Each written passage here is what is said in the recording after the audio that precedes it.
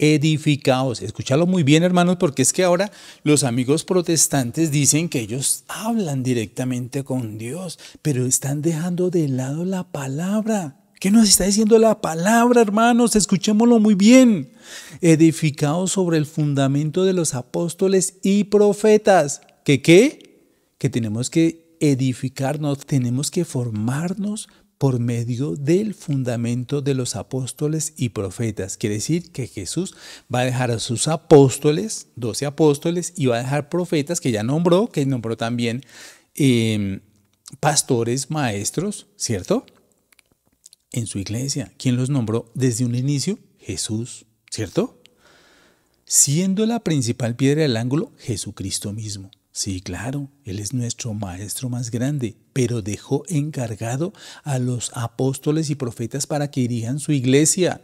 No es que yo llego y me levanto y miro al cielo y entonces me dirijo directamente. Hagámosle caso a lo que nos dice la palabra, hermanos. Si nos dice que tenemos que ser edificados sobre los apóstoles y profetas, hermano, ¿qué tenemos que hacer? ¿Y quiénes son los apóstoles?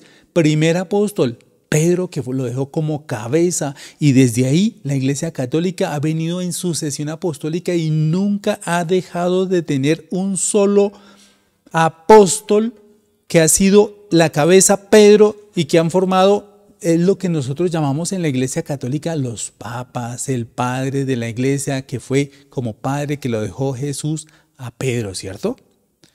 Y han venido hasta este momento 267 hermanos. ¿Quién? Que por sucesión apostólica se han venido formando, ¿cierto? Ahora miremos por qué habla usted de sucesión apostólica. ¿Qué es eso? ¿Qué es eso, hermano? Está en la Biblia, en la Biblia protestante, hermano. Seguramente tú nunca lo has visto. Y mira lo que nos dice Hechos 1, del 15 al 25, nos dice, Pedro nombra al sucesor de Judas. ¿Quién lo nombró? Pedro. ¿Por qué? Porque Jesús lo dejó como cabeza de la iglesia y él es el que tiene la autoridad de formar la sucesión. ¿Qué quiere decir esto? Que la iglesia no se va a formar de otro lado, sino de la misma que partió por la que formó Cristo. Y si a ustedes de pronto les queda un poquito difícil, mira lo que nos dice Hechos 15:7. Después de mucha discusión, Pedro se levantó y dijo, varones, vosotros sabéis que hace ya un tiempo el mismo Dios escogió que los gentiles oyesen por la boca de ¿quién? De Pedro, la palabra del evangelio y creyesen.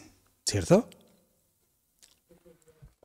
Hermano, está demostrado. ¿Qué podemos hacer? Si tú tienes un versículo o un capítulo donde me puedas decir que es que cualquiera puede formar su propia iglesia, me gustaría conocerlo, hermano. Y miremos lo que nos dice Efesios 4, 11, 13. El mismo, escúchalo muy bien, el mismo, por si acaso les queda alguna duda, el mismo Jesús constituyó a unos apóstoles, a otros profetas, a otros evangelistas, a otros pastores y a otros maestros. ¿Para qué?